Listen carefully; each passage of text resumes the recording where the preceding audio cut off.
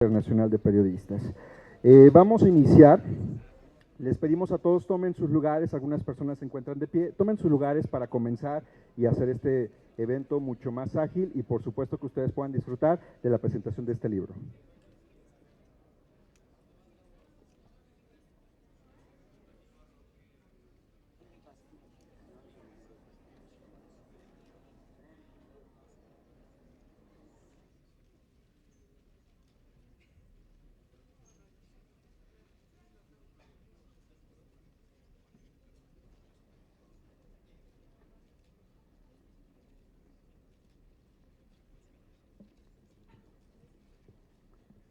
La Coordinación General de Comunicación Social les da la bienvenida a la presentación del libro La ira de México, de los autores Lidia Cacho, Anabel Hernández, Emiliano Ruiz Parra y Felipe Restrepo.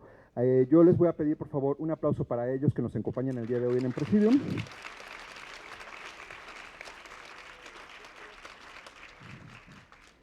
También se encuentra con nosotros la coordinadora de la licenciatura en Periodismo del Centro Universitario del Sur, maestra Rosa Eugenia. Un aplauso, por favor. Les recordamos que la dinámica de preguntas a los invitados son recibidas a través de nuestras redes sociales del encuentro, en Twitter a través de EI Periodistas, en Facebook como Encuentro Internacional de Periodistas, utilizando el hashtag EI Periodistas. Esa será la forma en que ustedes pueden vertir sus preguntas y sus comentarios hacia nuestros invitados el día de hoy. Pueden hacerlo durante todo el evento y al final pasaremos todas esas preguntas a ellos. Así es de que vamos a iniciar, cedemos el uso del micrófono a la maestra Rosa Eugenia para la presentación de este libro.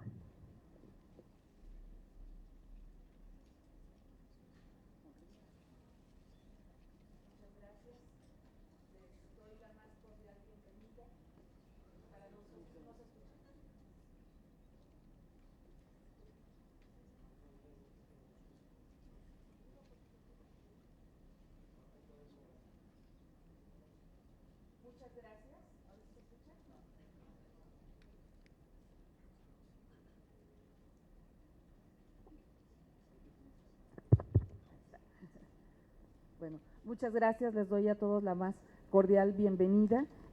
Para quienes somos profesores de las carreras de periodismo en los diferentes centros universitarios de la Red Universidad de Guadalajara, siempre es un gusto la oportunidad de que nuestros estudiantes entren en contacto con personas que han dejado huella en el devenir y podemos decir histórico del ejercicio periodístico en nuestro país. Hoy vamos a hablar sobre La ira de México, 7 voces contra la impunidad, un libro de la editorial Debate. Están con nosotros varios de los autores, así como el coordinador del libro. Me permito leer sus reseñas y se los voy a ir presentando. Está con nosotros Anabel Hernández. Ella ha trabajado en diarios como Reforma, Milenio, El Universal, y en su suplemento de investigación La Revista. Actualmente es colaboradora de la revista Reporte Índigo y del semanario Proceso. En 2002 fue reconocida con el Premio Nacional de Periodismo en la categoría de noticia por su trabajo Presidencia compra toallas de 4,025 pesos. En 2012 recibió el Premio Pluma de Oro de la Libertad en reconocimiento por su trabajo al sacar a luz a los carteles de drogas. Es autora de libros como Los cómplices del presidente y Los señores del narco, entre otros. Un aplauso para Anabel Hernández.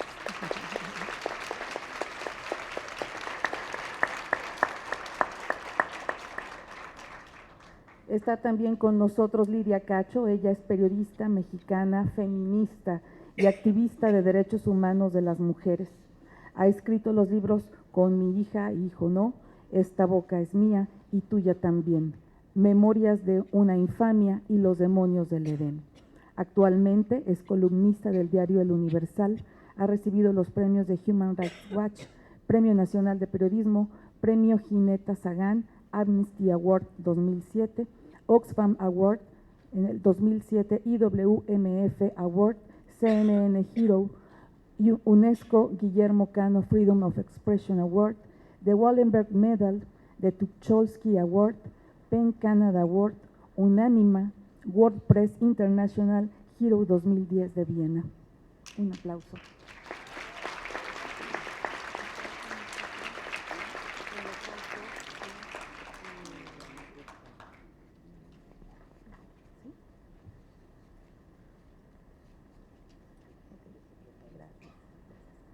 También está con nosotros Emiliano Ruiz Parra.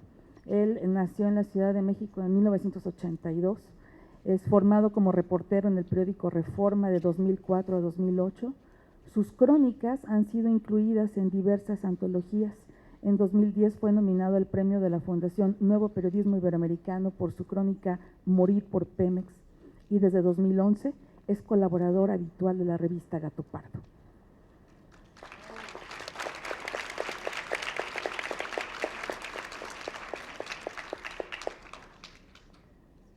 También le doy la bienvenida a Felipe Restrepo Pombo. Él es coordinador de precisamente La Ira de México, 7 voces contra la impunidad. Él es director editorial de la revista Gato Pardo y además es novelista y autor de la obra Formas de Evasión, entre otras.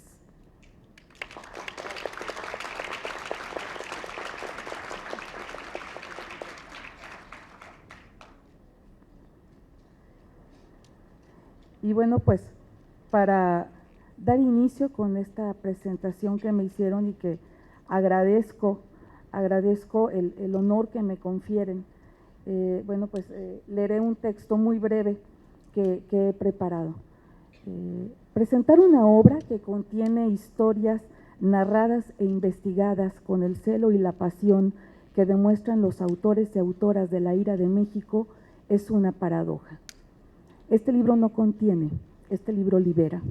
Sus hojas son páginas testigo de episodios de ignominia, de infamia, de certidumbre que desespera, porque las 7 voces que se pronuncian en él acuden a la verdad incómoda, la que versa sobre un, a todas luces, sistema político ineficaz que se encierra en su concha, la de parecer y no ser, y se empecina en acallar a los que evidencian su camuflaje burdo, tanto por la rudeza con que se da como por la baja calidad de su imagen. Juan, Diego, Emiliano, Lidia, Sergio, Anabel y Marcela, a quienes me atrevo a llamar por sus nombres de pila, porque ellos también aluden de manera directa a los protagonistas de sus historias. Distribuyen sus piezas periodísticas en 3 apartados principales: ira, impacto y posicionamiento. Esto como una forma de identificación de realidades que generan descontento social, que sacuden las estructuras de este país y al final generan posturas muy claras de luchas organizadas por abatir el tendencioso rezago social en detrimento siempre del ciudadano. La clase política nunca está dispuesta a perder. Juan Villoro alude al sentimiento de miedo y desconfianza que se ha desencadenado, sí, en todo el país, pero particularmente en Guerrero, a raíz de los hechos de Iguala. ¿Cómo estará la situación que una persona como él desconfía del otro en contraposición a la filosofía humanista de Kapuczynski? En México, la mula ciudadana no era arisca, la hizo así el sistema político y el ambiente de impunidad que prevalece. Diego Osorno narra las vicisitudes de jovencitas que sin saberlo se arremeten y se dejan atraer al mundo de la trata de personas, y hasta permite dibujar alguna estrategia de investigación policial para dar con los responsables de este modelo de corrupción humana que la sufre y política que la permite. Hasta un origen sociohistórico y cultural refiere, el de los antiguos tlaxcaltecas. Emiliano Ruiz Parra hace que el lector se sienta ahogado por la tribulación de quien lee sus páginas. Pasar frase a frase de su relato lleva del terror por lo sufrido por los trabajadores de la plataforma Usumacinta aquel 23 de octubre de 2007, a la indignación de la nula acción de justicia. De ahora en adelante, para mí, el sabor de las mandarinas ya no será el de la rica acidez de ese fruto, y sin remedio me acordaré de la agrura salada de los náufragos, víctimas protagonistas de este relato que desgraciadamente es de no ficción. Anabel Hernández, en textos separados pero vinculados, reconstruye los hechos de Iguala cuando desaparecieron 43 estudiantes normalistas y derrumba la verdad histórica de la plataforma oficial de su destino al evidenciar los actos de tortura de 31 detenidos inculpados por la Procuraduría General de la República. Si el 2 de octubre no se olvida, el 26 de septiembre de 2014 será la prueba fehaciente del poder desmedido en este país que se sigue ejerciendo en contra de los jóvenes que alzan la voz en su contexto de pobreza, al que muchos de los diferentes niveles de gobierno les gusta ver confinados y sin chistar. Anamorfosis de la víctima, de Sergio González Rodríguez, es un ensayo de contextualización jurídica social, referente obligado e imperdible para los periodistas que se interesan en temas judiciales con el afán ético de desentrañar las situaciones que generan víctimas sin volver a agraviarlas en los procesos de producción periodística. Marcela Turati relata los sentimientos de angustias y enfrentamientos con el gobierno de personas que buscan fosas para encontrar a sus muertos. Desesperanzados, continúan su labor, quizá ya no para encontrar a su familiar, sino por dar con evidencias que permitan a otros la certeza del hallazgo de quien en vida fue su ser querido. Lidia Cacho narra lo que ya es público en su lucha por ejercer un periodismo honesto, que en este país es equivalente a desenvolverse con valentía, pero también desnuda su alma de mujer, periodista y activista social. 3 condiciones que, puestas en la circunstancia de una misma persona, hacen erupción en sentimientos de soledad, miedo, angustia, que luego resurge para sentirse acompañada por quienes comparten su causa, animada y valerosa por el convencimiento de que ceder es mucho más que quedarse callada, repuesta por la certeza de que el sentimiento humano ha de prevalecer gracias a su capacidad de ponerse en los zapatos del otro, para luego ver en el espejo que ella misma se ha convertido en esos otros que, agobiados, agraviados y que demuestran pueden contra el sistema y salir adelante. Hoy estamos aquí para escuchar de viva voz de ellos cómo lo hacen, cómo vencen el sentimiento de ira y se sobreponen para hacerse escuchar contra la impunidad que prevalece en este país. Muchas gracias.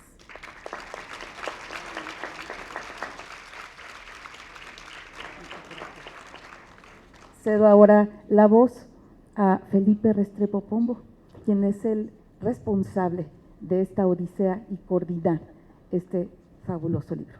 Adelante. Muchas gracias y no sé si la palabra sea responsable, pero bueno, asumo la responsabilidad de lo que pase aquí. Bueno, muchísimas gracias a todos por estar acá, por esta invitación y en particular a los que son estudiantes de periodismo. Creo que esta charla hemos decidido entre nosotros que el día de hoy va a ir un poco dirigida hacia ustedes, porque creo que una de las virtudes de este libro y una de las invitaciones que tiene este libro es a reflexionar sobre nuestro oficio y a reflexionar sobre la situación de ese oficio en este país.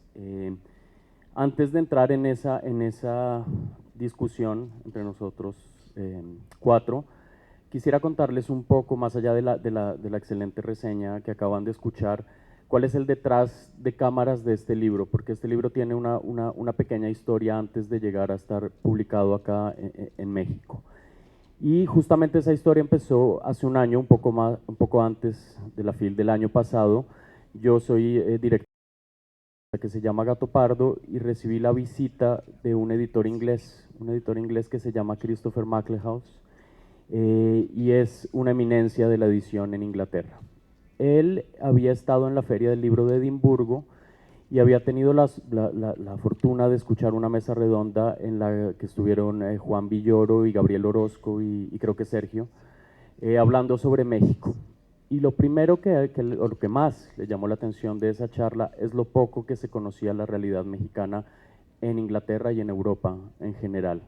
Así que tuvo la idea, la intención de hacer un libro que le contara esta historia, que contara un poco, que aclarara un poco esas pequeñas noticias escandalosas que llegaban de vez en cuando a la prensa británica, a la prensa europea, y quería hacer un libro serio, con voces que hablaran, que contaran qué es lo que ocurría en este país. Así que tuve la suerte de que me buscara y me propuso coordinar este libro, que desde el principio se planteó como un libro contra la impunidad y un discurso del periodismo y del periodismo narrativo contra la impunidad, contra los abusos, contra las injusticias que ocurren en México, no solo contra la población civil, sino contra los periodistas. Y una de las cosas que van a encontrar en este libro, además de las crónicas, de las estupendas crónicas que hay ahí, es una lista de los periodistas que han sido asesinados, intimidados, desaparecidos en los últimos 10 años, que organizamos, una lista que organizamos junto a la organización Artículo 19, porque también queríamos que sirviera como un testimonio de lo que ha pasado y de los casos que no se han podido resolver y que se van a quedar muy seguramente sin resolver por muchísimo tiempo. Entonces empezamos a trabajar la estructura de este libro, los autores que iban a estar ahí, y poco a poco fuimos decantando esta lista increíble de voces. Y es muy importante la palabra voces porque creo que cada uno tiene una voz muy poderosa, una voz narrativa que dice mucho, que cuenta a su manera algunos de los casos más estremecedores que han ocurrido en los últimos años en México. Quisimos tener voces de todas las generaciones, desde la jovencísima Elena Poniatowska, que es quien escribe el prólogo de este libro, hasta cada uno de ellos, están Juan, está Lidia, está Anabel, está Emiliano, Sergio, Diego, Enrique, que todos han hecho una carrera muy seria en el periodismo.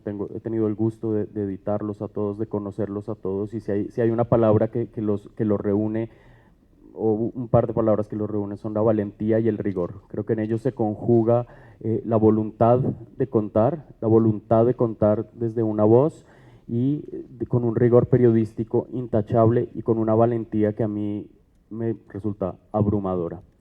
Entonces, el libro se fue armando poco a poco, fuimos reuniendo los textos de cada uno, algunos textos ya habían sido publicados, otros fueron escritos específicamente para este libro, y enseguida empezó un proceso muy interesante de traducir y de editar estos libros en inglés, porque el libro se publicó originalmente en inglés. La primera edición se publicó en Inglaterra y es un tema sobre el que vamos a hablar ahorita.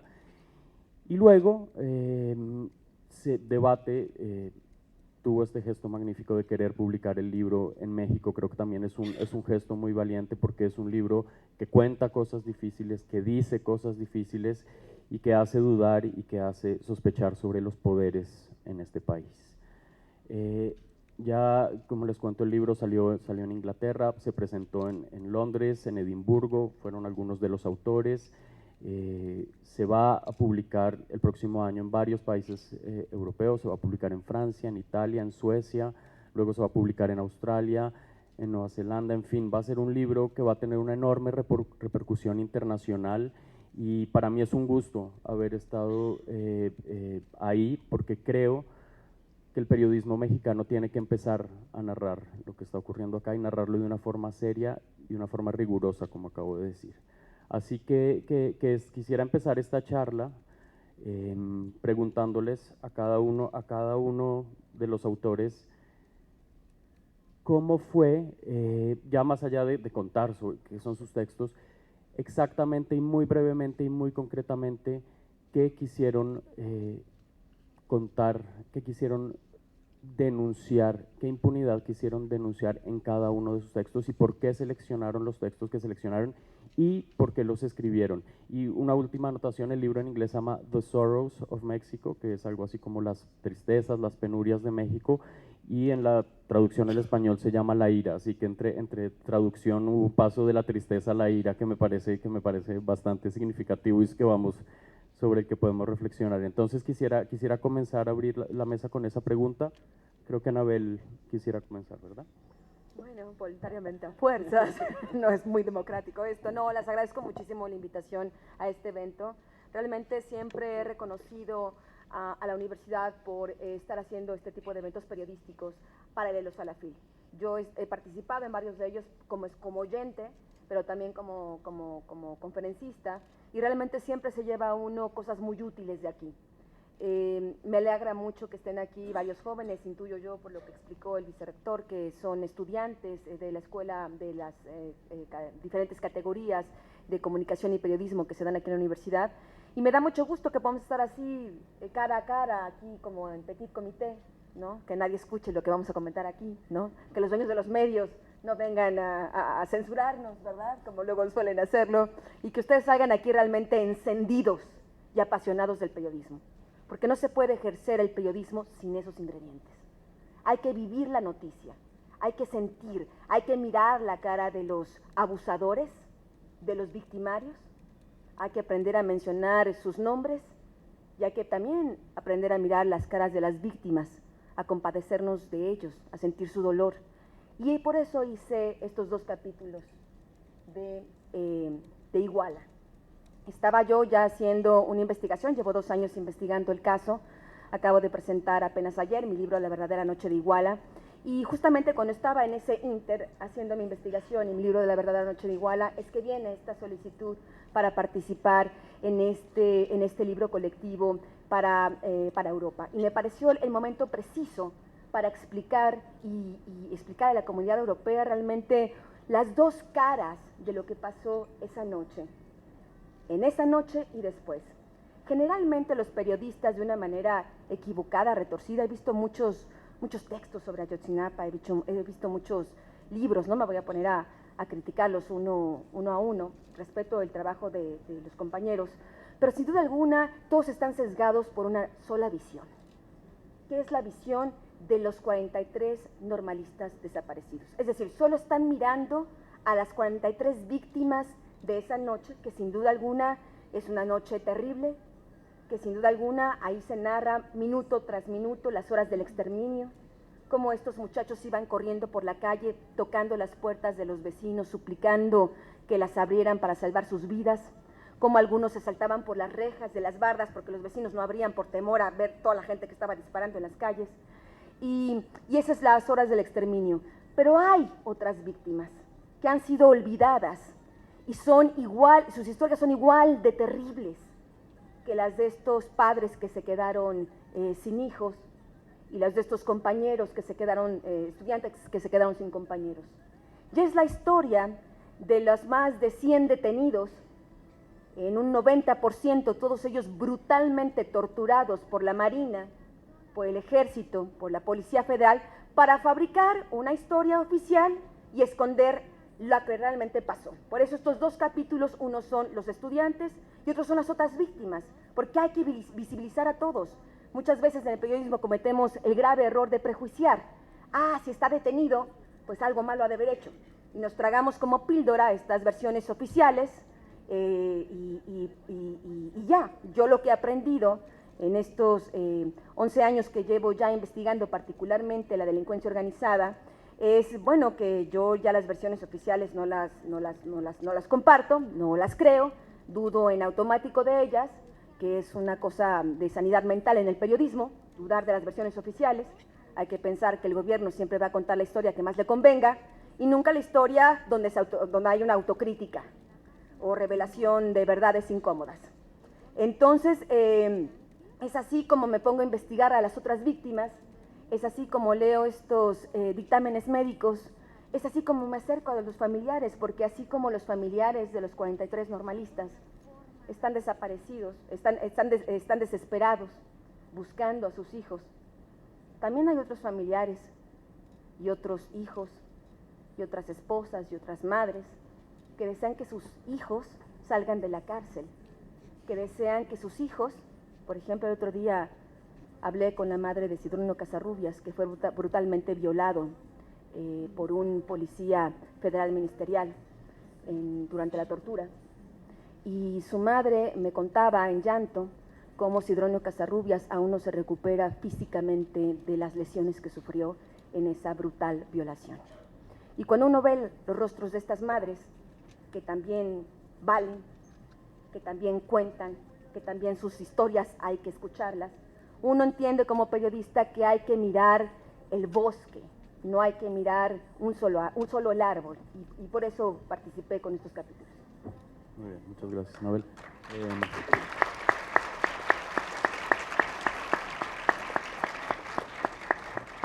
Emiliano, si quieres seguir.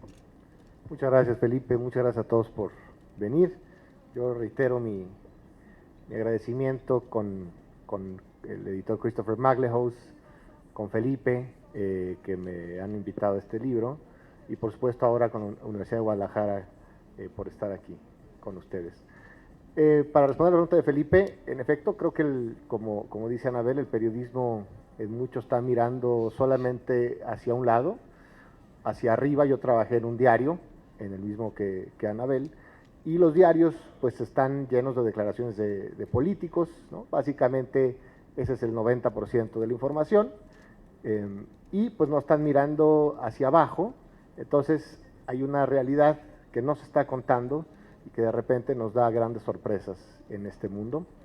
Yo escogí dos textos que tienen una intención de mirar hacia abajo. Uno de ellos que narra el naufragio de una plataforma petrolera, la muerte de 22 personas, 20 de ellos trabajadores de Pemex, y su lucha por sobrevivir.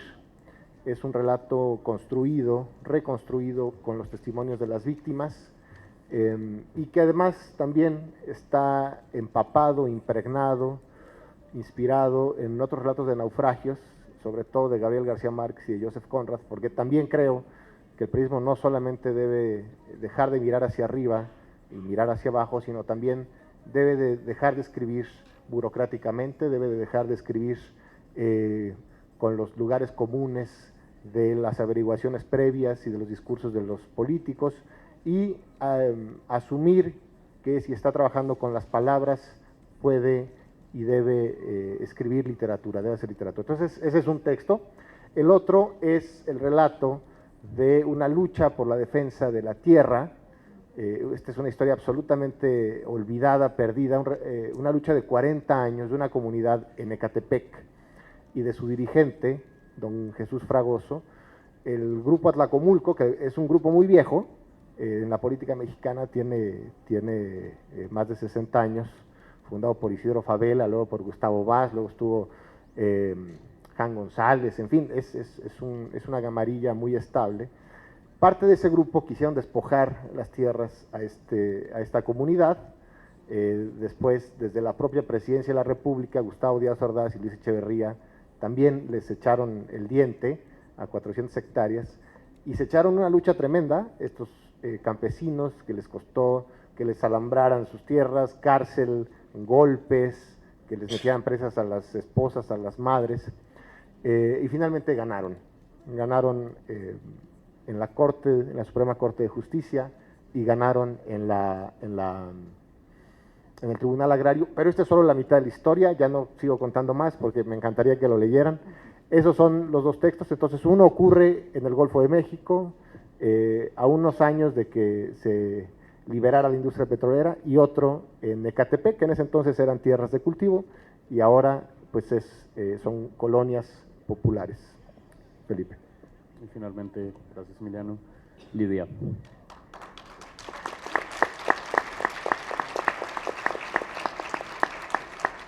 Gracias. Lo primero que quisiera decir es que hay muchos asientos vacíos aquí adelante, y la gente que está parada como que necesita sentarse, pues aquí hay lugares, no necesitan estar paradas, acomódense, siéntanse a gusto, están en su casa. La universidad siempre ha sido nuestra casa y también la suya, así que aquí por este lado veo por ahí gente buscando asientos.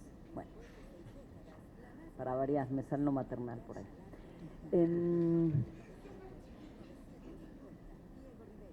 Cuando la casa de Anabel Hernández, mi amiga y admiradísima colega, fue allanada hace un par de años, después de muchos ataques, persecuciones, hostigamientos, amenazas de todo tipo, Anabel se mantuvo trabajando sin abandonar su trabajo, sin abandonar sus investigaciones, pero cuidando a su propia familia, preocupada por todos los demás, menos por ella misma.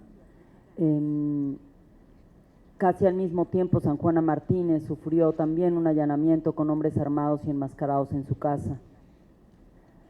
Unos meses antes de que eso sucediera, Regina Martínez en Veracruz se me acercó y me dijo que quería denunciar unas amenazas de muerte, pero que ella estaba convencida que estaba en investigación sobre la vinculación de los militares con el narcotráfico y el narcopoder en Veracruz, cosa que ahora sabemos que es cierta. Y cuando le expliqué pues las estrategias y técnicas que he aprendido a lo largo de 15 años de persecuciones y le ofrecí la ayuda y el apoyo, entre los cuales incluye la denuncia pública de los hechos para que quienes nos persiguen e incluso asisten a nuestros actos públicos para hacernos saber que están presentes, supieran que no estamos solas y que estamos dispuestas a denunciar en vida y en muerte incluso. Entonces, todas estas cosas sucedieron y Regina Martínez me dijo algo que me marcó profundamente, y es que lo que pasa es que ya se los comenté a mis amigos hombres periodistas, a los reporteros y a mi editor de Proceso, a Rafael Rodríguez Castañeda, y me dijeron que dejara de hacerla de pedo, que si me quiero convertir en Lidia Cacho, que si me gusta llamar la atención y ser protagonista. Unos meses después, Regina fue asesinada en su propia casa. Cuando Emiliano y Christopher nos reunieron en esta mesa el año pasado, en diciembre justamente, para invitarnos a participar en este libro, yo escribí inicialmente un texto que despeché inmediatamente. Y me quedé sentada en el estudio de mi casa pensando sobre qué quiero escribir y para quién quiero escribir este texto. El texto es para mujeres como Anabel, que en el momento en que tuvo que salvar la vida de su familia decidió irse a Estados Unidos por un tiempo, pero decidió irse a Estados Unidos para seguir aprendiendo periodismo y para seguir investigando, mientras cuidaba de su familia y cuidaba de sí misma, no tanto como a mí me gustaría que cuidara. Ella y todas mis colegas, hombres y mujeres periodistas. Ellas y ellos son mi inspiración, las que están vivas, los que están vivos y quienes ya se fueron por múltiples razones. Entonces decidí sentarme a escribir un libro que es lo público y lo privado y que responde a las preguntas que muchas y muchos de ustedes, estudiantes, profesoras y profesores de periodismo, me han hecho sistemáticamente a lo largo de todos estos años, de no solamente de hacer periodismo, sino de hacer un periodismo que nos pone en riesgo de muerte muchas veces o que nos ha hecho sufrir atentados y allanamientos. Entonces la primera parte de mi texto tiene que ver con algo que me parece que es fundamental y que fue genial que lo tuviéramos que escribir para extranjeros, porque también en México somos extranjeros en nuestra propia historia, y eso me parece que va a resultar interesante para todas y todos ustedes. Tuve que explicar algo que siempre me preguntan cuando salgo del país, y es ¿por qué demonios los dueños de los medios más poderosos en los que ustedes, porque todos quienes estamos en esta mesa hemos trabajado en medios muy poderosos eventualmente, ¿por qué no les protegen? ¿Por qué no se enfrentan al poder? Entonces quise escribir este primer capítulo, que es bastante breve, en el que explico cómo se creó, construyó y cocinó la connivencia brutal, sistemática y corrupta entre los propietarios de los medios, los empresarios mediáticos y el poder, los poderes políticos en los diferentes estados. Sin la comprensión de esa construcción de la alianza de corrupción, no se entiende por qué nos abandonaron y siguen abandonando los propietarios de los dueños, los que se dicen de izquierda, de derecha, de centro, progresista y no progresista, a la mayoría de periodistas. Algunos han aprendido la lección, debo decir que algunos editores se han portado de una manera muy humana e importante, pero no lo suficientes todavía, si no, no habría tantos muertos, muertes y perseguidos. Y la segunda parte fue una respuesta para las y los estudiantes de periodismo. Cada vez que alguien me pregunta o me presenta en alguno de los foros de periodismo o de activismo como una persona excepcional, valiente, única, lo mismo le pasa a Anabel, lo mismo le pasan a muchas y muchos colegas periodistas como Diego Enrique Osorno, a la propia Marcela Turati, a la que queremos mucho y que en este momento está en Estados Unidos, haciendo un poco lo mismo que hizo Anabel, salvándose por un lado y por otro lado, aprendiendo y mejorando su labor periodística, investigando de todas maneras desde allá, de una manera más puntual. Entonces decidí contar esa vidita pequeña que tenemos nosotras, la vidita pequeña de la que casi nadie sabe, la de todos los días, la del amor, la de los divorcios, la de las parejas que te dejan o no te dejan si trabajas y eres perseguida, la de cómo cocinas, cómo te cuidas, qué comes, si duermes o no duermes, cómo manejamos el miedo, cómo manejamos el amor y la búsqueda de esa parte de la humanidad que nos ha llevado a ser quienes somos.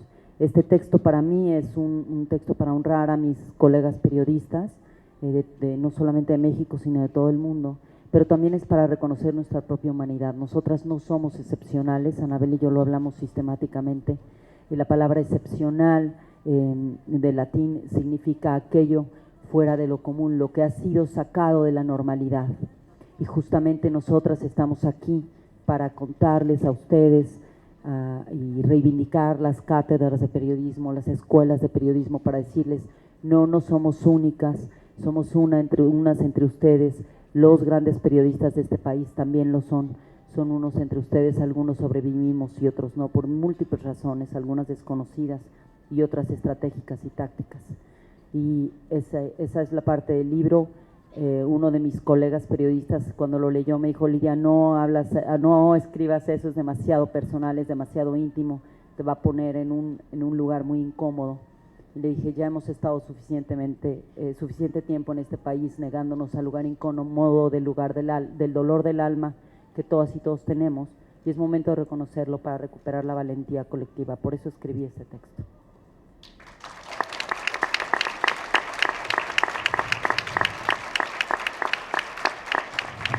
Gracias, Lidia. Hay un tema común que todos tocaron de alguna manera, pero sobre el que creo que deberíamos intentar volver, y es el discurso oficial, ¿verdad? Cómo los medios tradicionales se han entregado a ese discurso oficial, lo publican, lo validan y pretenden que creamos que es la realidad.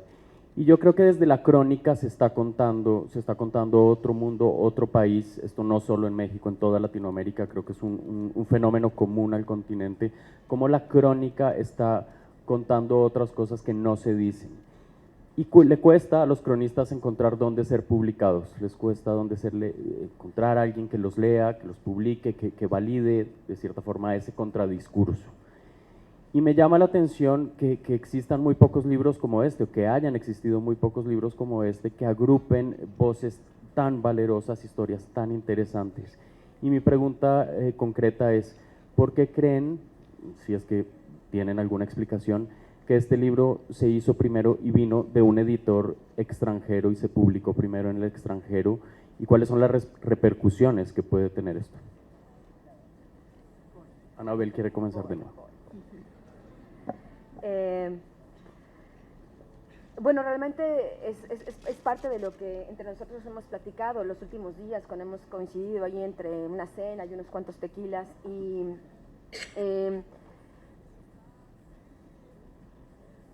pienso que realmente la visión de Christopher fue importante. Hay personas que tienen visión y hay personas que no tienen visión. Creo que Christopher tuvo una visión muy atinada en su momento. No se escucha, perdón. Creo que cuando me preguntas por qué surge este libro, mi primera reflexión es que Christopher, el propietario de la editorial inglesa, tuvo una visión. Creo que hay personas que tienen talento, creo que hay personas que son visionarias y creo que hay personas que no. Creo que también en México los editores están acostumbrados a vernos escribir cada uno de manera separada, que tal vez no les pareció que aceptaríamos o que sería una buena idea ponernos a todos juntos. Me parece que es más que nada un tema de visión. Yo sí creo, y ahora que lo has mencionado, yo no lo sabía, de que el libro iba a ser traducido a tantas lenguas, y me da mucho gusto, porque el tema es que hay cosas que no se comprenden en el extranjero. La cobertura que dan los medios de comunicación en el mundo sobre México es realmente mínima y desde un punto de vista muy elemental, generalmente oficial, porque como son las embajadas las que proveen de información, o son los corresponsales los que van a las conferencias de prensa de Murillo Karam o del secretario de Defensa o qué sé yo, contando solo las versiones oficiales, en su gran mayoría, la verdad es que El problema es que se suele repetir en el extranjero muchas de estas historias y oficiales, sin ver una visión distinta. Y me alegra que podamos tener esta voz en diferentes lenguas para que se escuche la voz de los periodistas mexicanos. Seré muy breve en una triste historia que viví en Berkeley.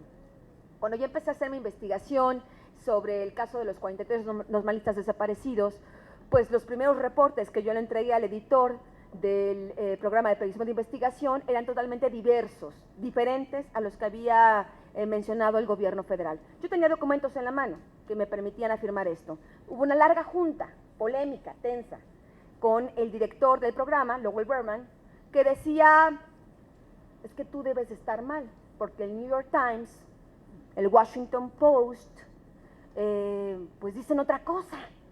Y la verdad es que le miré fijamente y le dije, pues lo que pasa es que esos periodistas son unos incapaces y son muy flojos y nunca realmente se arriesgan a hacer investigaciones. Yo los he visto, les tengo respeto, por supuesto, como seres humanos, pero para la cobertura que hacen de México es bastante deficiente, porque generalmente solo repiten las versiones oficiales. Como esta junta hubo muchas, porque cada vez que yo avanzaba más en la otra versión, lo que realmente pasó, y el gobierno seguía repitiendo su verdad histórica, su versión oficial, y el New York Times, el Washington Post y muchos otros muchos periódicos, el Le Monde, muchos periódicos en el mundo seguían repitiendo y repitiendo, sí, fueron quemados por estos malvados, estos muchachos con cara de malos, los albañiles, ¿no? Que sí, los quemaron, confesaron que los quemaron, está la declaración ministerial, sí, lo que el gobierno nunca les pasó es el dictamen médico, ¿verdad?, de cómo rindieron esas declaraciones ministeriales. Hasta que en septiembre de 2015, o sea, estamos hablando que de octubre de 2014 a septiembre de 2015, cada vez que yo iba a publicar un reportaje con el patrocinio del IRP, era polémico, porque pensaban, es que estás diciendo una cosa totalmente diferente, ¿cómo que torturados? ¿Pero cómo va a haber torturados? ¿Tantos torturados? No puede ser, ¿cómo el ejército? Es que aquí no pasa eso. Pues aquí no pasará eso, pero allá pasa cada rato. Hasta que el GIEI, el grupo de expertos independientes de la Comisión Interamericana, saca su primer informe en septiembre de 2015, basado, debo decir, en muchas de mis líneas de investigación. Ellos mismos siguieron muchos de los pasos de mi propia investigación, yo me reuní con ellos, me pidieron documentos, me pidieron algunas pistas, porque cuando ellos llegaron yo ya tenía avanzada mi investigación, cuando ellos empiezan la suya yo ya tenía caminada la mía. Y ellos por su lado, independientemente de las pistas que yo les haya dado, ellos por su lado hacen una investigación paralela y llegan a conclusiones muy similares a mí. Los normalistas habían sido monitoreados, había torturados, estaba el C4, el ejército y la Policía Federal habían estado presentes, y es hasta ese instante cuando el director del IRP dice, lo siento, hay que sacar esto, hay que promocionar esto en varias televisoras americanas, y pues entonces, eso quiere decir que si nosotros mismos no tenemos voz en el extranjero para contar las historias tremendas, increíbles, yo sé que son increíbles, que se viven en México, los corresponsales extranjeros no lo van a hacer. Y por eso creo que este libro va a tener un gran impacto.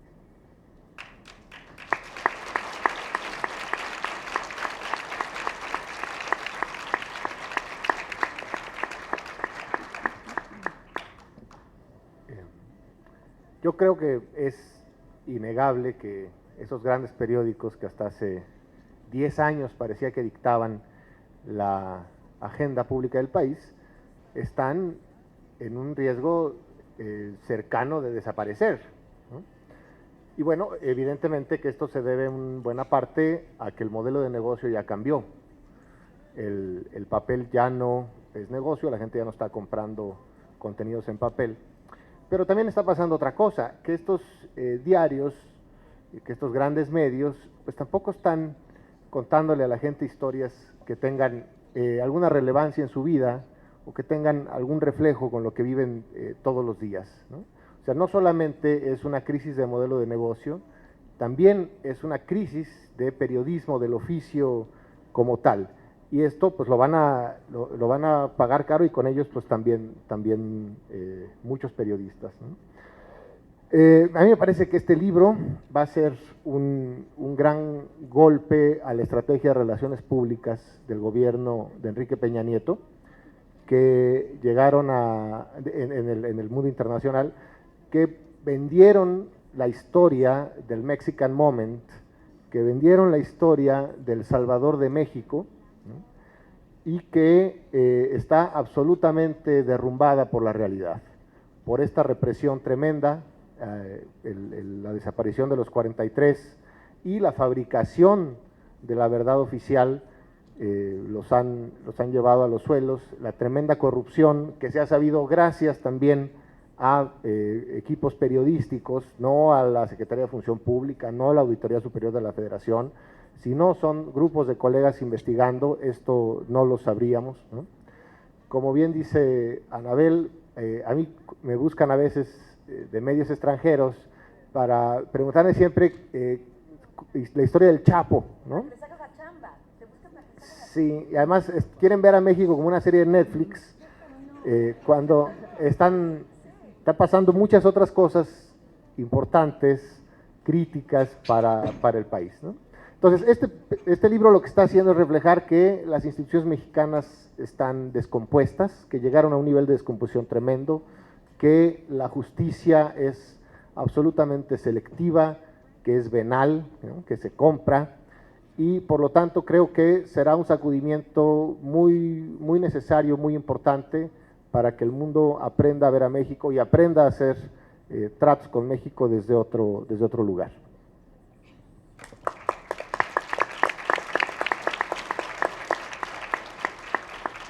Bueno, yo creo que sumando a lo que ya dijeron mis colegas, hay algo mágico en que nuestro editor y quien nos convocó aquí en México y a quien en realidad se le ocurrió quiénes fuéramos los autores, porque esa es la verdad, es Felipe Restrepo, que está aquí. A mi izquierda es un joven editor, bastante más joven que yo por lo menos. Pero hay algo fundamental aquí, él es colombiano. Felipe conoce la historia de Colombia, ha escrito sobre ella, ha comprendido la manera de investigar Colombia, de narrarla, y se ha convertido en este momento en un hombre que ha explicado, queriendo y un poco sin querer, casi de forma milagrosa en este libro colectivo, la mirada de cómo Colombia se mexicanizó en realidad y no nosotros nos colombianizamos. Esta parte me parece que es importante porque termina haciendo una suerte de círculo mágico el libro, y esto me lo dijo un lector ayer y me llamó mucho la atención, porque sin habernos puesto de acuerdo necesariamente, es decir, Felipe es un editor muy noble, no como otros que conocemos, que a lo mejor están en esta sala, que están ahí como insistiendo mucho por qué líneas deberíamos de ir, y como ustedes ya se habrán dado cuenta, en esta mesa estamos puras necias y necios que somos incapaces de obedecer a los editores y hacemos básicamente lo que nos da la gana, investigamos sobre nuestros propios criterios y nuestras propias hipótesis, pero sucedió algo genial, y esto tiene que ver también no solamente con la mirada de Christopher, que entendió que algo tenía que ser narrado desde un lugar distinto, sino que Felipe participó de unir los textos y de alinearlos de tal forma en la que cuando se termina de leer la obra, entiendes cosas que tal vez nunca jamás habías entendido sobre México. Y se los digo porque a mí también me pasó. Ayer que el lector me lo hizo saber, de pronto me quedé pensando, es que a mí me sucedió esto. Es decir, hay algo interesante en que nosotros nos pudiéramos colocar en un lugar en el que contáramos estas historias y unidas se convirtieran en la mirada que demuestra de alguna forma la ineficacia, la cobardía, la huevonez de las y los corresponsales de todo el mundo en este país, y lo mismo que sucedió hace muchos años en Colombia, la minimización de las historias, la trivialización del narcolenguaje que tanto daño les ha hecho a nuestros países, y el hecho de haber tenido un editor como Felipe nos ayudó a poner las historias en el lugar adecuado. Cuando tenemos tantos años y tantos libros publicados como muchos de nosotras, sabemos que el editor nos ayuda a decir esto es perfecto, pero hay que acomodarlo así. El rompecabezas es una parte importante, y la mirada colombiana de un experto en estos temas ha sido fundamental, y eso creo que hace que el libro tenga un valor mucho más intenso, que pueda explicarnos y explicar a México, al mundo, digamos, a quienes quieran enterarse, desde un lugar distinto, más humano, más inteligente, porque yo creo que todas y todos en este libro, lo hemos hablado, somos amigos y amigas quienes, los autores de este libro, hemos discutido sistemáticamente esto durante años. Estamos cansados de que nos traten en el extranjero, como te dan un premio y te dicen, ay, mira, pobrecita, oye, hablas muy buen inglés, you speak good English, you're Mexican and you speak English. Y yo me volteo y le digo, sí, francés y portugués, ¿y tú cuántos idiomas hablas? Y de repente te dice la hija de Kennedy, ah, yo solo inglés, ah, bueno, pues deberías aprender otros más. Entonces, este trato que nos dan, ¿no? Creo que también este trato que nos dan en el extranjero, casi todos nosotros, lo que acaba de contar Anabel, tenemos miles de anécdotas, unas dolorosas y otras simpáticas sobre estas historias, tienen que ver con la manera en que nos han visto como estos pequeños seres humanos, como nos narra, nos define el pobrecito de Trump, que ya veremos cómo lleva la presidencia. Y entonces también es un libro que reivindica a las y los mexicanos y que les reivindica a ustedes, las y los estudiantes de periodismo, las y los profesores de periodismo de este país, que nos han enseñado, que nos han guiado y que nos han ayudado a hacer un periodismo valiente, sólido, fuerte, que sabemos desarrollar hipótesis y llegar hasta las tesis más importantes del periodismo de América Latina.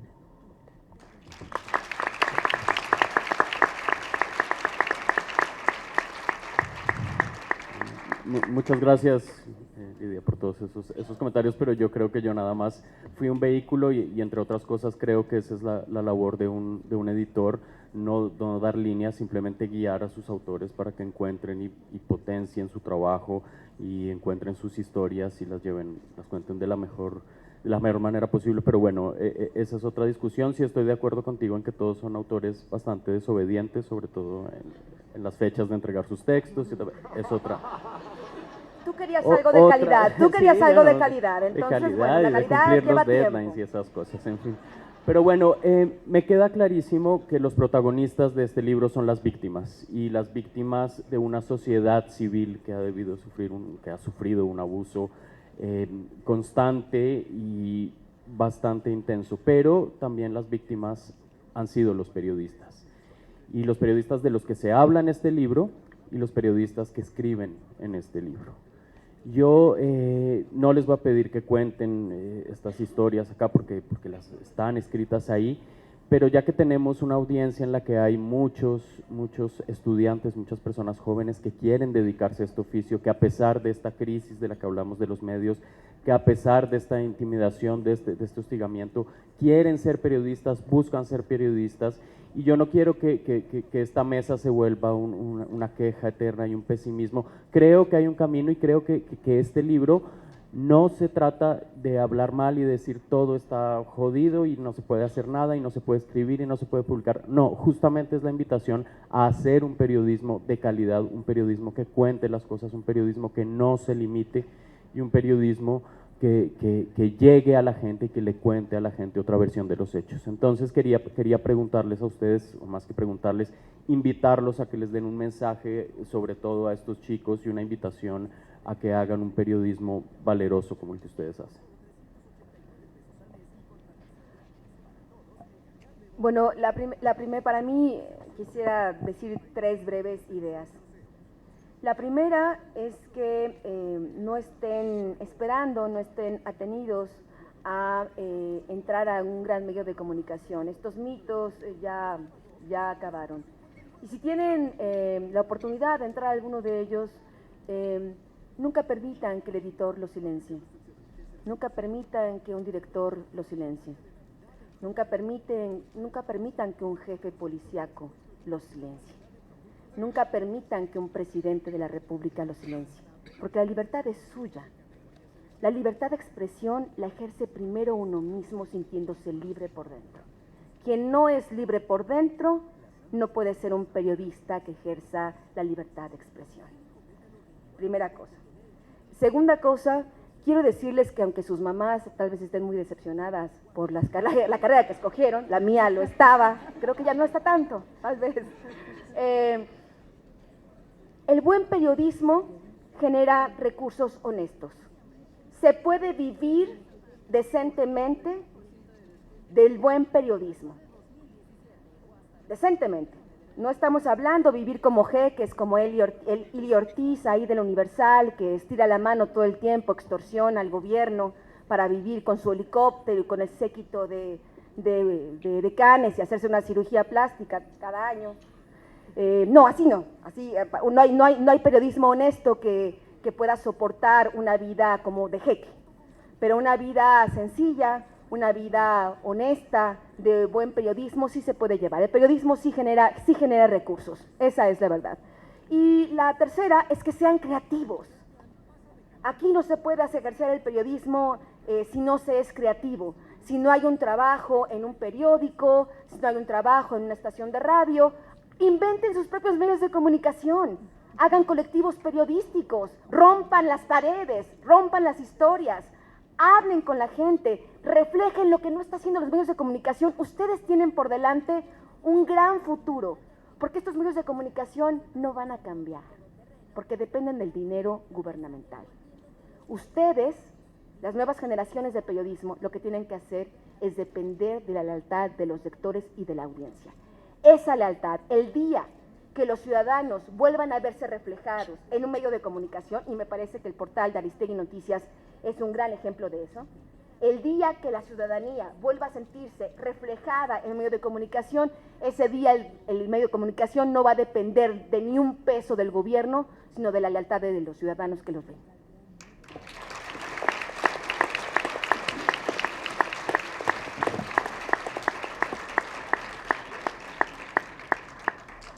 Pues después de lo que acaba de decir Anabel, quizá no haya mucho más que agregar, solamente que creo que en este momento que hay tantos contenidos de tan baja calidad circulando por la red, estamos llenos de notitas que dicen las 5 frutas mejores para vivir 100 años, ¿no? Las 10 maneras de ligar en el metro, en fin, hay un chorro de notas así en todos lados. Hay muchas notas que están, que son basura, que están disfrazadas de noticias. Entonces sí creo que en este contexto, aún con todas las dificultades, el periodismo profesional y riguroso es más necesario que nunca. El periodismo que hace gente que se lo toma en serio, que no significa, digo, qué bueno que están aquí estudiando ese periodismo y qué bueno que esa carrera se enseñe, no significa necesariamente que tengan que tener un diploma para ejercer periodismo. Yo no tengo un diploma de periodista, pero he ido aprendiendo el oficio en las redacciones, ¿no? Creo también que hay que contar historias, no solamente hay que dar noticias. Las noticias están en Twitter, están en Facebook, ¿no? Hay toda una cascada, hay un torrente en redes sociales, en internet, en nuestros teléfonos, que nos está informando minuto a minuto de lo que ha pasado, ¿no? Para un periódico, dar la noticia de la muerte de Fidel Castro es anacrónico, aunque haya pasado 12 horas antes de que esté circulando, es anacrónico porque ya prácticamente todos lo sabíamos. Entonces, lo que tenemos enfrente como alternativa es contar historias, es construir desde nuestra escucha, desde nuestra observación, una historia completa y poderla reflejar también con los recursos que tenemos, que es la buena escritura, la buena edición de imagen y de video, ¿no? Se puede contar una buena historia en 2 o 3 minutos en audiovisual, o se puede contar una buena crónica en 2 o 3 cuartillas. Entonces hay que asumir que tenemos que darle más calidad a los lectores. Creo que también el periodismo está rompiendo jerarquías, lo que decía Anabel, ¿no?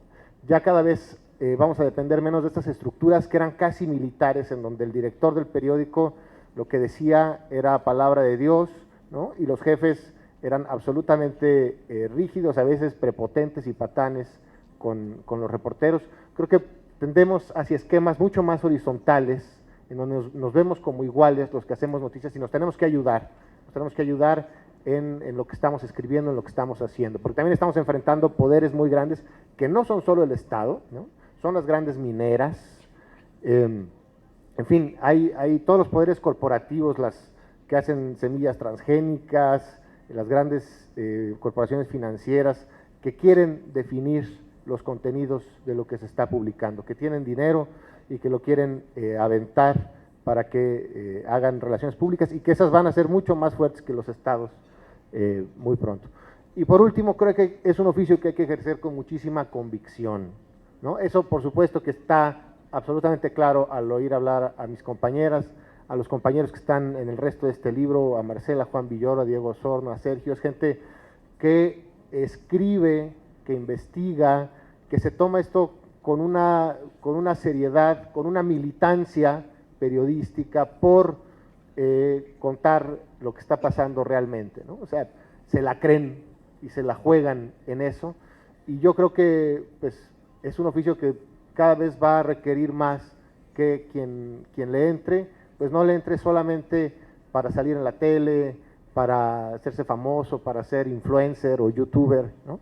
Sino porque de veras se la cree que hay historias que solo él va a poder contar, él o ella va a poder contar, porque eso es también lo que pasa, que hay muchas historias que si no las contara Anabel, que si no las contara Lidia, que si no las contara Marcela, este país, este mundo, esta humanidad simplemente se las perdería. Y yo creo que cuando ellas entienden eso, lo hacen su trabajo con esa convicción que las caracteriza. Gracias. Anabel tiene que dejarnos en este momento, pido un enorme aplauso para ella.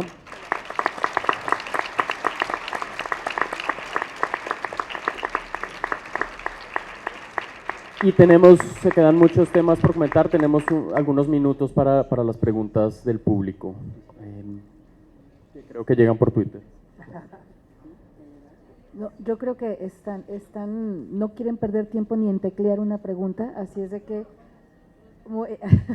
¿Va a ser en vivo? Va a ser en vivo, aquí Perfecto. adelante, por Sí, favor, claro el que sí. micrófono.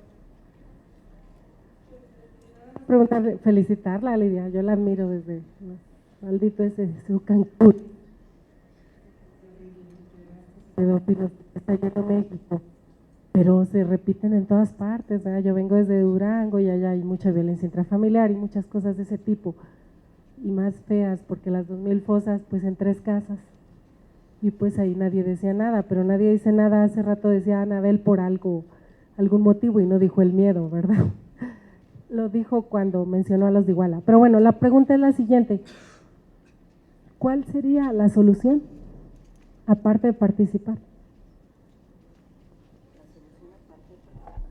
¿La solución a los problemas que ustedes plantean en el libro? Lógicamente, no soy periodista ni nada de eso, por eso no sé formular muy bien, pero sí, la solución de lo que ustedes están hablando en el libro que se está comentando.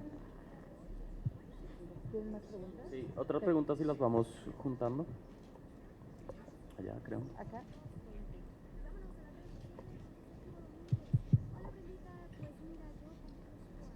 Bueno, buenas tardes. Es un placer verlos. Lidia, perdón. Más fuerte. Más fuerte. Lidia, yo tengo una pregunta para ti, y bueno, y para todos los del panel. Como ustedes bien lo dijeron, la corrupción ha sobrepasado la capacidad del Estado, sobre todo en todo el país, pero voy a hablar aquí en Guadalajara, en donde todas las instituciones, vamos a decir Fiscalía General, el Supremo, el Pleno, el Tribunal de Justicia, lo que es el Instituto de Ciencias Forenses, la Secretaría de Hacienda, están coludidas. Hay un sistema de corrupción insertado en esas instancias, en derechos humanos también. Instancias claves para guardar la armonía de un Estado. ¿Qué se va a hacer? Tengo una duda muy grande. ¿Cómo evalúas tú la Suprema Corte de Justicia? Porque pareciera que es lo que queda, ¿no? ¿Está tan intacta como parece o también está dentro de esta mafia, de este sistema de corrupción que está operando en todos los estados, en todo el país. A veces quiero pensar que la Suprema Corte sí está intacta porque ganó un premio, ¿verdad? Y también quisiera preguntarte si la Corte Interamericana de Derechos Humanos está intacta y si la Suprema Corte Internacional, la Corte Interamericana de Derechos Humanos del Caribe, ¿verdad? Y si la Suprema Corte Interamericana también está intacta, porque si no, pues estamos solos en el mundo, o sea, son instancias claves para mantener la armonía de una sociedad, y si no, ¿qué vamos a hacer? ¿Cuál fue en tu experiencia? Pues, tú la conociste, tú llegaste a la Suprema Corte, por eso te admiro tanto, llevaste a una red de mafiosos, pederastas asquerosos a esa instancia, y también quisiera saber qué pasó con ese caso, si se liberaron órdenes de aprehensión, quisiera saberlo de tu boca, porque una cosa es lo que se publica y otra cosa es lo que es, ¿verdad? Gracias. Sí. Gracias. Y una última para contestar. Ahí.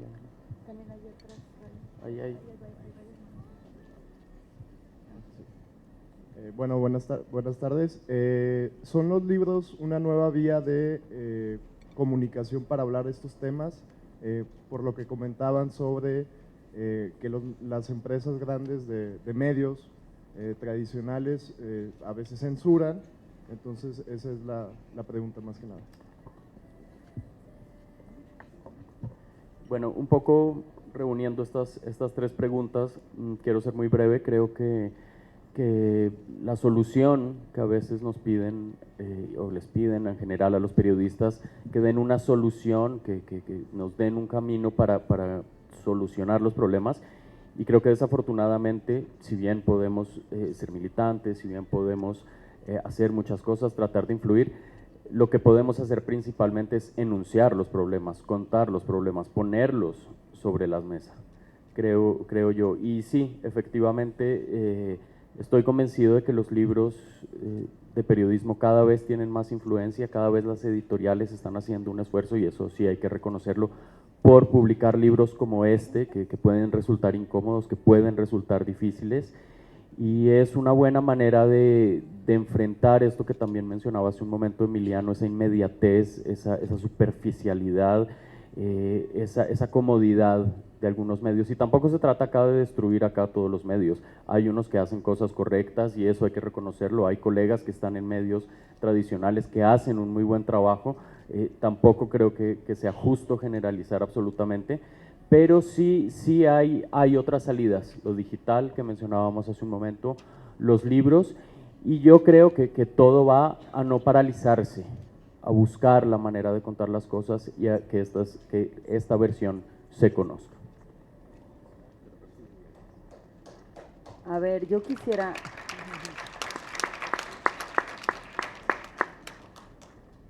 decirles que les agradezco muchísimo que me sobreestimen de tal forma que crean que tengo la solución para esto. Si la tuviera sería presidenta del mundo mundial,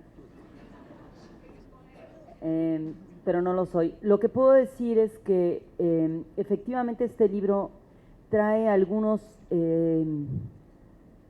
reflexiones que llevan al y el lector a tomar sus propias decisiones sobre qué hacer con las historias que ha leído. Nuestra labor como periodistas es llevar una linterna y entrar a los cuartos oscuros. Cuando esta habitación se ilumina, no solamente descubrimos historias, sino también a otras personas que tienen historias similares. Y el secreto es que cuando iluminamos esta habitación, las personas de fuera también se asoman por las ventanas y empiezan a entender no solamente que no están solas, sino que estas historias se parecen a las suyas y las recuentan. ¿Cuál es la solución? Es hacer buen periodismo, hacer periodismo ético. A veces el editor te dice qué debes buscar y la respuesta siempre está en quiénes quieren hablar y qué historias te buscan a ti. Cuando yo empecé a escribir Demonios del Edén, a investigarlo y tuve que aprender a hackear porque todo el mundo me decía que estaba loca y que la pornografía infantil nunca iba a ser un problema nacional e internacional. Expertos de la PGR e incluso expertos que sabían de temas cibernéticos me decían que yo era una exagerada, que mis hipótesis estaban muy voladas. Decidí seguir hasta el fondo y convertirme en hacker para poder obtener la evidencia que eventualmente me llevó a las niñas y a las víctimas, a 200 víctimas a ser rescatadas por un lado, y por otro lado a mí me llevó a la cárcel y a la tortura y todas estas cosas que ustedes ya saben. Pero pasó algo mucho mejor que todas esas tragedias detrás de ello, y es el periodismo logró que la gente se uniera, que salieran por miles y miles a la calle, por primera vez en la historia de México, con pancartas que hablaban sobre la pedofilia, la pederastia y la pornografía infantil. Eso jamás había sucedido en México. Eso no se debe solamente a mi trabajo, se debe a la valentía de las víctimas que ahora son sobrevivientes, se debe a que yo supe hacer la investigación adecuadamente, a que estuve rodeada de personas y colegas que sí me creyeron, a que tuve un editor en Random House en Grijalbo, Ariel Rosales, que dijo: esta historia es importante y debe ser contada, aunque nadie me conocía fuera de Quintana Roo.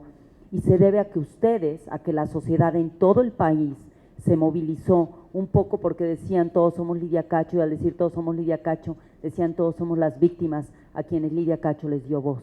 Es decir, ese es el papel del periodismo. Esas son las verdaderas soluciones, cuando la gente se moviliza y se activa, cuando entiende que una historia es importante y debe reactivarla y recontarla en su propia comunidad, y los medios electrónicos ya nos permiten contarlo. A mí me sucede constantemente que hay gente que por Facebook pone fotografías de pedófilos y pederastas y los acusa, y el marido maltratador, y quieren que yo las retuitee, y yo jamás lo hago si sé que no tiene el rigor investigativo detrás de él, porque hay mucha gente que trata de escribir historias terribles para denostar y maltratar a hombres y mujeres en este país. Entonces, para contravenir eso necesitamos investigaciones formales, serias, profundas, y hacerlo colectivamente para poder protegernos. Yo hago mucho periodismo colectivo, de eso vamos a hablar más tarde justamente en la cátedra aquí en la FIL. Otra de las cosas que decimos, que es la corrupción. La corrupción somos todos, dijo Peña Nieto, y yo decía sí, y él es el rey de chocolate de esta corrupción. No hay nadie intocado en este país. No creo que haya una sola persona en esta sala intocada. Todos nos hemos visto tocados para proteger a alguien, para salvarnos. Nos hemos visto en situaciones, nosotros le hemos hablado en que nos han ofrecido dinero y ninguno hemos aceptado. La Suprema Corte de Justicia tiene hombres y mujeres que se han vendido y otros que serían incapaces de venderse.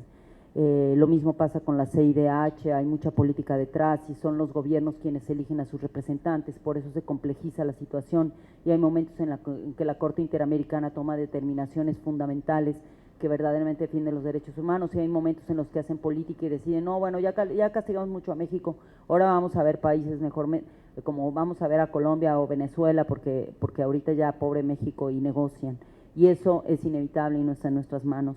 Lo que sí es inevitable es que podamos investigar y evidenciar quiénes son los que hacen la política corrupta dentro de las cortes. Los libros para mí sí son una gran respuesta. Muchos de mis libros, como Demonios del Edén, varios, como Demonios del Edén y Memorias de una infamia, se han convertido en libros de texto en universidades y en preparatorias, y ahora acabo de descubrir que en secundarias, lo que hizo que se convirtieran en textos mucho más económicos, y hay ediciones muy, muy económicas para las y los estudiantes, y eso para mí es profundamente emocionante, porque reivindica la labor y lo que yo he pasado por darle voz a las y los demás. Y yo solamente terminaría diciendo que la solución y la salvación es la congruencia. Mientras las y los mexicanos no tengamos la convicción de que tenemos que caminar sobre nuestras propias palabras y ser siempre congruentes con lo que decimos y lo que hacemos, las cosas no van a cambiar tan rápido como quisiéramos. Muchas gracias.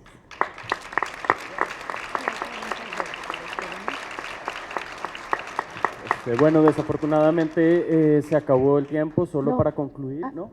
¿Tenemos más? Sí, tenemos un poco de tiempo. Perfecto. Llegaron preguntas de los estudiantes. Voy a decir las tres, y para que puedan armar sus respuestas. ¿Cuál es el papel de las universidades para que se cuenten historias y no noticias baratas? Esa la hace Gaby Monroy 7. Otra que va vinculada, ¿qué consejos le dan a las nuevas generaciones para que se animen a escribir las historias por las que atraviesa México? Esa la hace Dani 38DF. Y finalmente, Criseca dice, aún con la posibilidad de generar un propio medio, ¿qué tendrían que hacer las nuevas generaciones de periodistas para evitar recibir amenazas o censura, sabiendo que de todas formas pues no son exentos?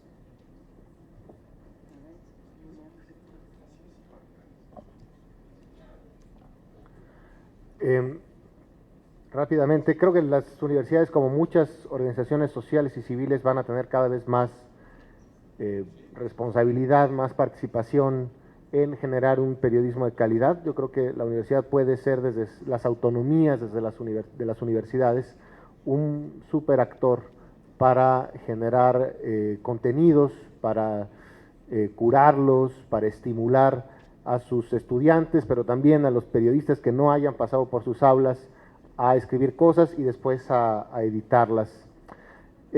Consejos para animarse. Yo diría que este es el oficio más interesante de todos los que existen, porque nos permite o nos obliga a romper con nuestro cascarón, nuestro ensimismamiento que tenemos todos los seres humanos, y nos hace ir a preguntarle, ir a conocer a los otros. Para mí el periodismo ha sido mi pretexto para saciar mi curiosidad, para acercarme al otro, al distinto, y preguntarle su historia. Y fue mi pretexto para empezar conmigo mismo, porque yo era una persona muy tímida, que era incapaz de hablarle a la gente, pero cuando me vi obligado a acercarme a alguien y preguntarle, ¿y tú quién eres y cómo llegaste aquí?, pues eso ayuda muchísimo. Entonces, el mejor consejo es que no habrá oficio, trabajo más emocionante y más interesante que este. ¿Y qué tendrían que hacer para evitar las amenazas? Yo creo que también cada vez hay más estrategias de autocuidado entre periodistas, ¿no? A mí todavía me tocó una época en la que el medio de uno, cuando uno estaba relativamente en riesgo, pues había un director general que le podía llamar al gobernador y decirle, oye, pues si algo le pasa aquí a mi enviado, pues vamos también sobre ti. Eso cada vez existe menos, y con los que somos freelance, pues también es más complicado.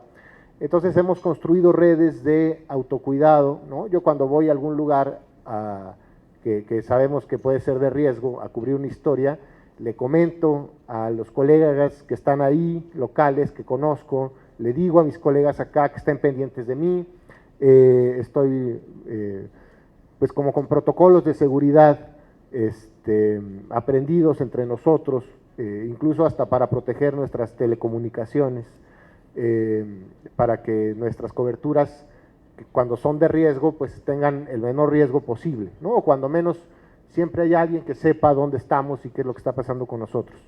Entonces, pues sí, eso habla de que tendremos cada vez más este tipo de horizontalidades, de compañerismos, de solidaridades gremiales, lo cual pues es más sano que la competencia descarnada. Y yo creo que aun cuando industrialmente la industria del periodismo pueda verse en complicaciones de las que seguro se va a recuperar, el oficio periodístico, el hecho de ir a un lugar y contar historias, que lo hacía Heródoto ya hace 2400 años, pues ha sobrevivido todo este tiempo y existirá hasta que exista la humanidad.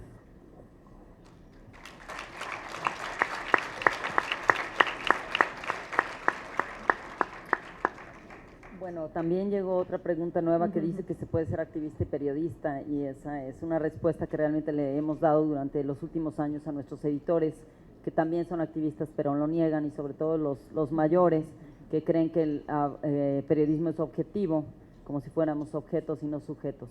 El periodismo siempre es subjetivo, y es como en el cine cuando uno decide dónde poner la lente, como dice muy bien Maru Anantaki. Decides dónde colocarte y desde ese lugar haces tu hipótesis periodística, porque solo somos seres humanos y no más que eso. ¿Qué papel juegan las universidades? Nosotros no estaríamos aquí si no fuera por la universidad.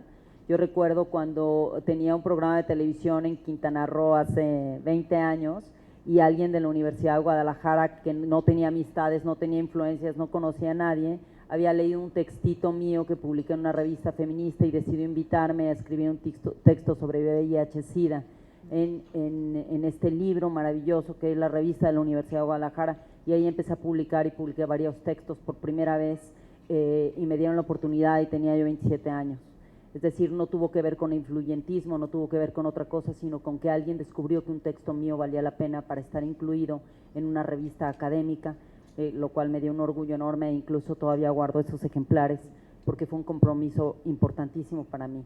También el reto para las universidades, sin duda, es que las y los profesores tienen que capacitarse cada vez más, tienen que estar cada vez mejor informados, recordando por qué dan clases de periodismo, recordando qué significa ser investigador.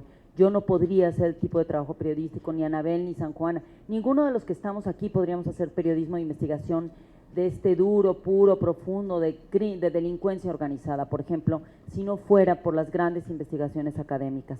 Nadie en este país podría hacer buen periodismo sobre migración, por ejemplo, si no fuese por las y los grandes estudiantes y profesores y profesoras que están haciendo investigación académica sobre migraciones. Es decir, no solamente el periodismo significa ir persiguiendo a los malosos todo el tiempo, aunque a veces es divertido confesarlo, y sobre todo cuando los detienen y suceden cosas buenas, pero el periodismo que le importa a la sociedad es el periodismo que nos ayuda a entender qué sucede en nuestro entorno y es el que tiene que ver con la salud pública, con la protección de los hospitales, con los derechos de las y los pacientes. Es decir, cuando tú empiezas a hacer periodismo y sales a la calle, vas con la orden de tu editor. A mí me pasó las primeras veces, me decían, a ver, tú ve a la zona Maya, tú porque eres mujer, ve a la zona Maya, entrevistar a las mujeres casi en el sur de Quintana Roo y pregúntale sobre la situación de la pobreza y si tiene alguna influencia el turismo en su situación de pobreza. Y claro, yo llego muy obediente con mi grabadora, mi libreta, y las mujeres me dicen, mira, de eso no vamos a hablar. Y yo dije, claro, esa es la mejor respuesta que te puede dar alguien a quien tú quieres entrevistar. Y me dijo, nosotros te vamos a contar por qué no podemos trabajar las mujeres, porque nuestros maridos nos golpean, nos amenazan con el machete, y porque nuestros esposos y abuelos y los tíos y el cura de la iglesia está violando a los niños de este pueblo.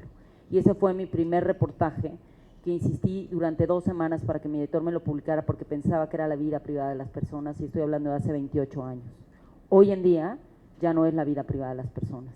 Y eso tiene que ver con haber persistido no solo yo, sino miles de reporteras y reporteras que vivimos en provincia y que ustedes no conocen sus nombres, pero algún día les conocerán y seguramente los nombres de muchas y muchos de ustedes serán muy conocidos y estarán en esta mesa en las próximas generaciones.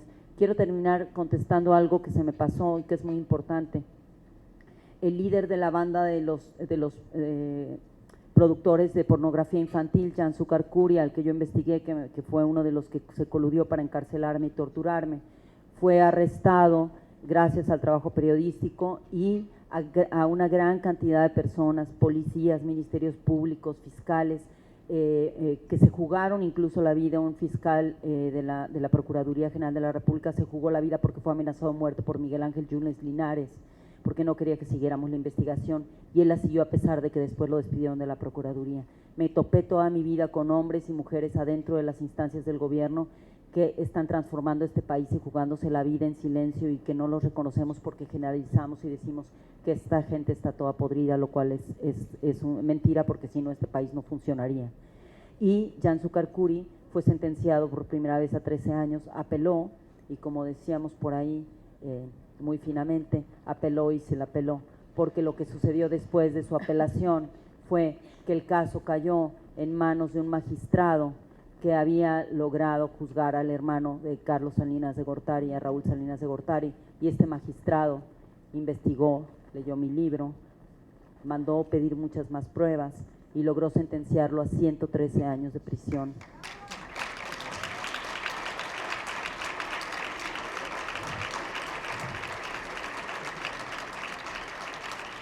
Jansucar Curi está con 113 años de prisión y el magistrado ha sido invitado a dar pláticas por todo el mundo para explicarles a magistrados de otros países, incluidos los Estados Unidos, cómo fue que hizo esa determinación para juzgar caso por caso en lugar de todos los casos unidos. Es un caso, no es excepcional este magistrado, hay muchos en México que están haciendo un trabajo excepcional y que no los estamos reconociendo, y hay que honrarlos todo el tiempo, y yo intento honrarlos con mi periodismo también, y sin ellos no podríamos seguir adelante. Gracias.